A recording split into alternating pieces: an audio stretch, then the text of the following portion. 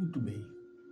No Evangelho segundo o Espiritismo, no capítulo 2, Meu Reino Não É Deste Mundo, nós vamos encontrar no item 4 a passagem que diz a realeza de Jesus, que não é deste mundo o reino de Jesus, todos compreendem, mas também na terra não terá ele uma realeza? Nem sempre o título de rei implica o exercício do poder temporal. Dá-se esse título por unânime consenso a todo aquele que, pelo seu gênio, ascende à primeira plana numa ordem de ideias quaisquer, a todo aquele que domina o seu século e influi sobre o progresso da humanidade. Jesus foi uma pessoa dessa natureza. É nesse sentido que se costuma dizer o rei ou o príncipe dos filósofos, dos artistas, dos poetas, dos escritores e assim por diante. Essa é a realeza oriunda do mérito pessoal consagrada pela posteridade. Não revela, muitas vezes, preponderância bem maior do que a que cinge a coroa real?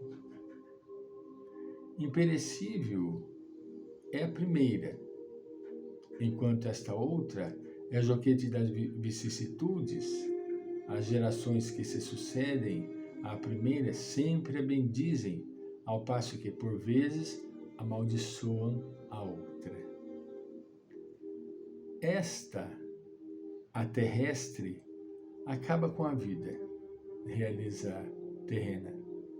A realeza moral se prolonga e mantém o seu poder, governa sobretudo após a morte. Sob esse aspecto, não é Jesus mais poderoso rei do que os potentados da terra? Razão, pois, lhe assistia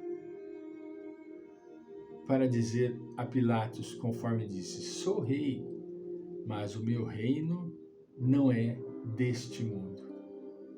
Ele deixava o povo da época total e completamente desarvorado. Eles não sabiam o que fazer com aquela criatura tão iluminada e tão inteligente. São estes dias severos da evolução moral da humanidade sob os açoites do sofrimento. A dor generaliza-se por toda parte em forma cruel, sob disfarce ou dele despida, mediante a demonstração da falência das paixões ilusórias que alucinam as criaturas.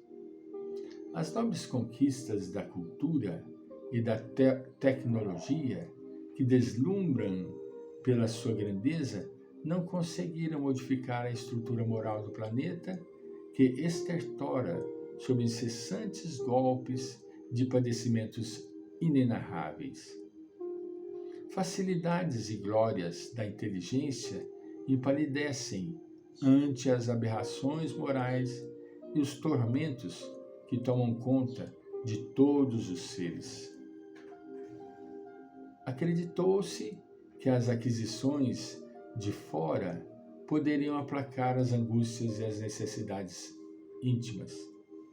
O progresso, com a sua força em comum, dominou as sombras da ignorância e projetou claridade nos abismos que as superstições e aventuras tentavam explicar de maneira mágica, colocando pontes de falsas interpretações. Foram superadas as grosseiras expressões do primarismo. No entanto, terríveis condutas demonstram o seu equívoco. Filosofias anárquicas trabalham em favor do gozo incessante dos sentidos físicos, enquanto multidões alucinadas enxameiam nos pântanos da cegueira espiritual. Conceitos vis são apresentados pelo materialismo cínico e dissolvem a família em favor de novas tribos de dependentes de drogas consumptivas e desvario de conduta. O barbarismo da destruição dos valores éticos, numa vergonhosa batalha contra a ordem e o dever, ameaça a atual civilização com a vitória do caos e da agressividade. Hordas de viciosos mantêm as bandeiras erguidas da desolação e do prazer asselvajado, empurrando a vida para os antros da loucura. Dizem os aficionados da destruição dos costumes éticos que o nada é tudo que tem sentido e a entrega à hediondez é a solução para culminar nas alienações e no suicídio.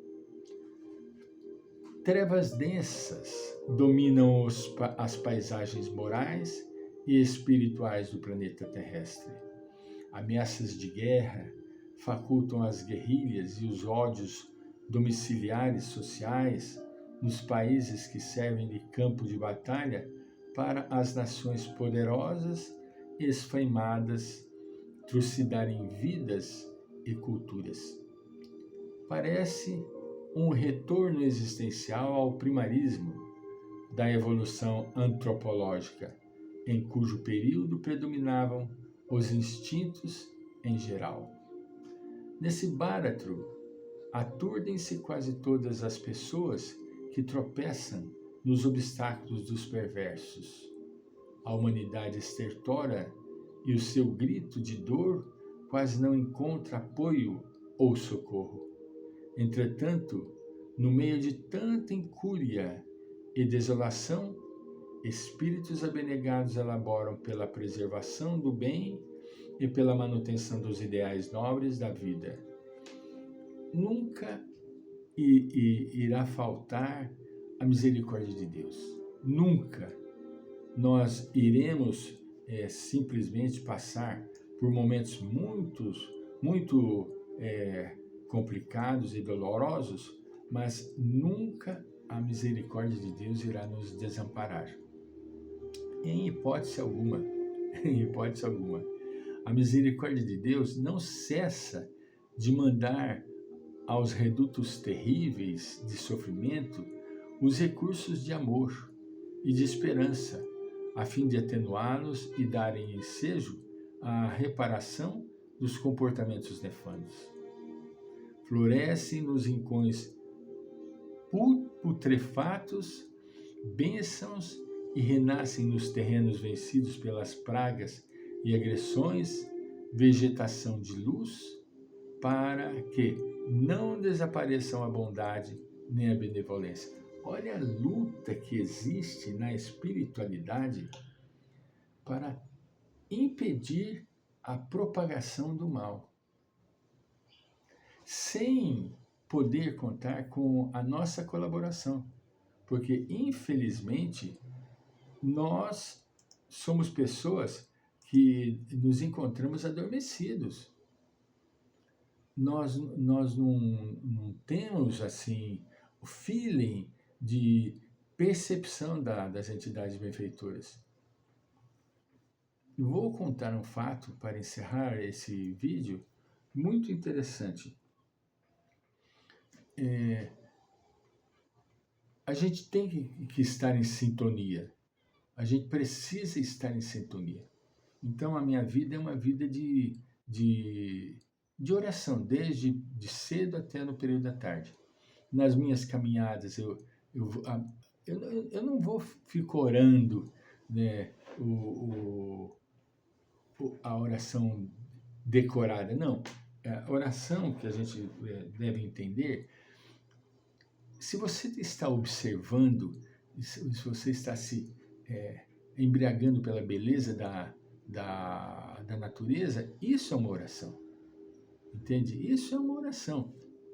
Como, por exemplo, abraçar. Eu tenho um hábito de passar em uma praça que tem uma reserva natural, essa praça. Não tem bancos, tem alguns bancos fora, mas dentro tem um caminho que nós passamos por entre as árvores. E são árvores de madeira de lei, que nem jatubá, angico, e assim, ou farinha seca, e outros, né? Árvores nativas.